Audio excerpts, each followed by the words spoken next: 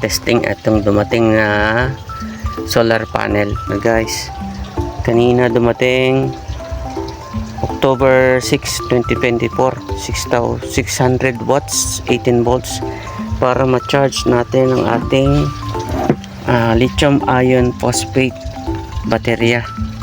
So mayroon siyang kasama na solar charge controller. So may reading siya na 13.4 volts. Ito kanina install natin itong BMS battery management system with equalizer o balancer. So guys, yan, gumagana na siya. So ito guys, tinesting natin, testing din natin to. Meron tayo USB port dito. Tinesting natin siya papunta rito sa ating ilaw.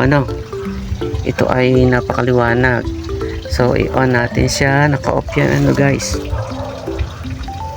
Yan guys. Yan liwanag. So meron tayo, ito ay 5 volts lamang ang kanyang supply dito. Pero ito ay step up. So meron siyang 9.5, 9.4 reading. So guys, maliwanag yan guys. Yan. So ito lang muna ang ipakita ko. Ay